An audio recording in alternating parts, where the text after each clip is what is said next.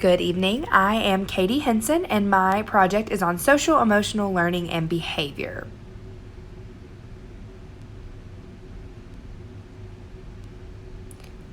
There are more than 2 decades of research on social emotional behavior that shows that these programs, when implemented effectively, yield positive results. The interesting thing about social and emotional learning and behavior is that these results are not just academic. So while these programs should and can be implemented in schools, the benefits reach far beyond the academic setting. They include neuroscience, health, employment, psychology, even economics, which was really interesting to me, and the prevention of youth problem behaviors. So the question that I have is, what role does social emotional learning play in discipline? If we know that positive social emotional learning programs are beneficial to our students, and we also know that we are sort of grasping for straws when it comes to discipline, we're learning that traditional methods do not work. So how can we marry the benefits of social emotional learning with our need for a new discipline system?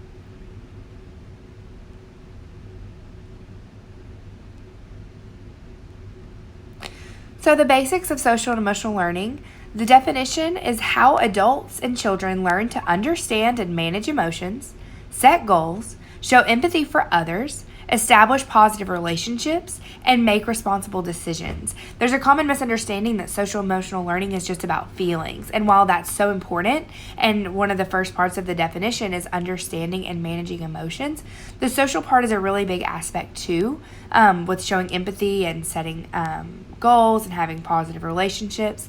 And it's interesting to see how the social development and emotional development can affect each other. I already referenced the relevance of social emotional learning. There's over 2 decades worth of research, and it is a hot topic right now. There is more research being released, what seems to be continuously. The reason social emotional learning is such a hot topic is because the benefits are so vast. First and foremost, you have the academic benefits. That's what you expect when you implement a new program in your school. You expect academic benefits. Schools with effective social and emotional learning programs are showing improved test scores and higher engagement. Students no longer have to focus on their social and emotional issues, and it allows them to be more focused in school and more engaged, because students with these programs often enjoy school and like being at school more, so they're involved in what they're doing and engaged in their learning. Outside of academic benefits, social emotional learning programs have benefits for the students that can be lifelong. Research proves that these programs can make students more employable and also less likely to have mental health issues, which is a big deal in our world today. There are also economic benefits, and it is proven that when money is invested into social and emotional programs, it is returned by $11. So for every $1 invested in these programs, there's an $11 return.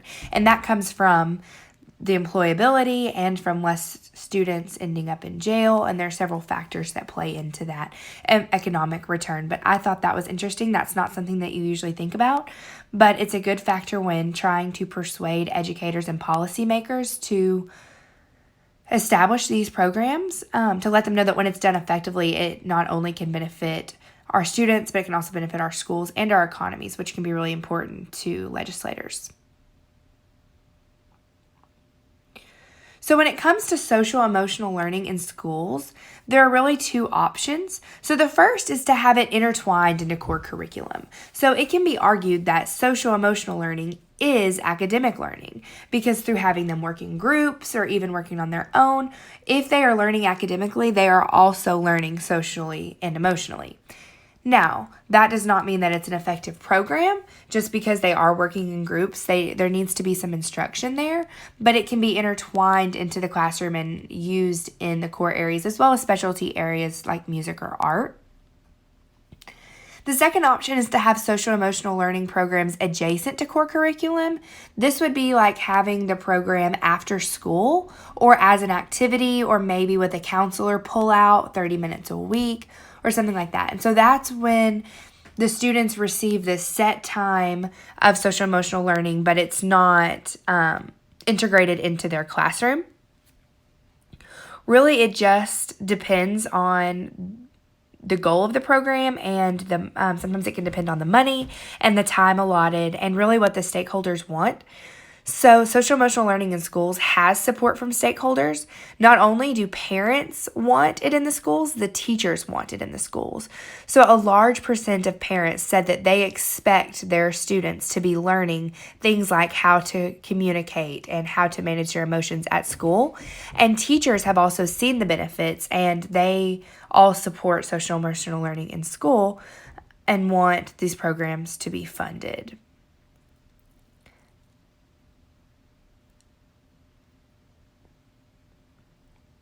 So, what does this mean for social emotional learning and discipline? How do those come together?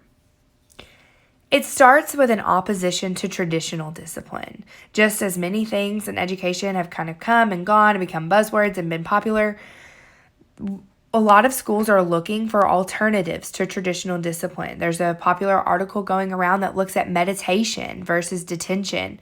That's social emotional learning. It's important, and policymakers and administrators and teachers are starting to see that it can be an option. So when traditional discipline doesn't work, SEL can step in. It meets the needs of our students. So there's also a popular saying going around that students have to Maslow before they can bloom.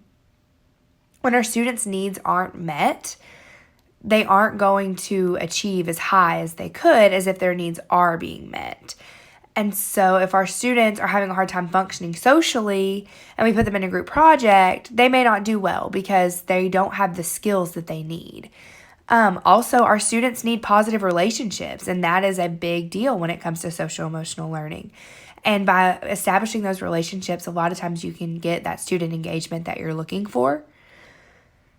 I know in my school, a lot of discipline comes from emotional outbursts. Students get upset or angry and end up making bad choices that ends up in punishment. But if they had the skills that they needed to handle those emotions, then maybe the outburst could be prevented and then the discipline wouldn't really even be necessary. It also builds relationships, and we know even outside of looking at SEL programs that building relationships with students is effective. And so when you implement that into social emotional learning, the benefits are definitely there, and it helps our students and it helps us, and our students are more likely to work for us and to do their best because they know that someone believes in them and has built this relationship and has really invested the time in them, and that goes a long way.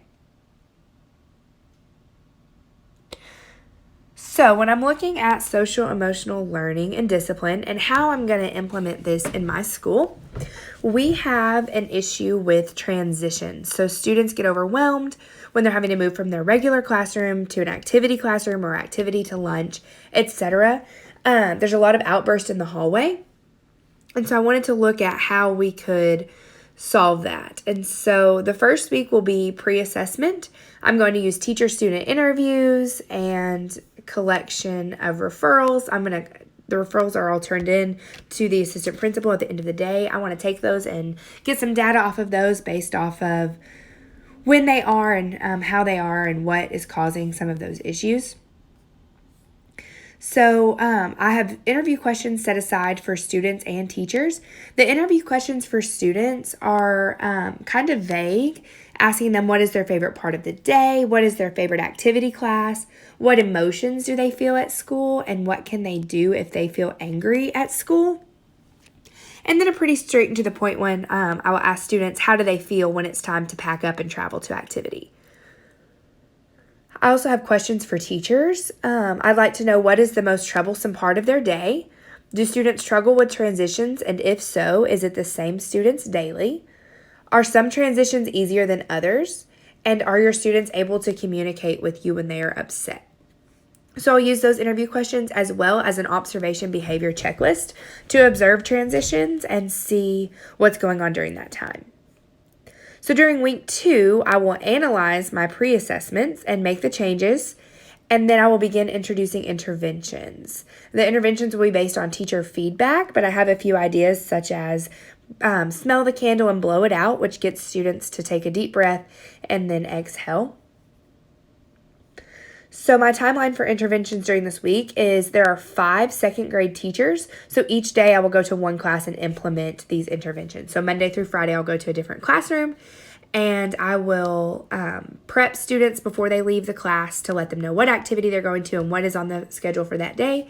And then the activity teachers will meet the classroom teachers in the hallway to ease the transition. And then we will also teach coping skills such as the candle that I just mentioned. So in week 3, we'll continue the interventions, adjusting as needed. If there are any changes that need to be made, we can do that. But really, we just want to implement and kind of set a routine.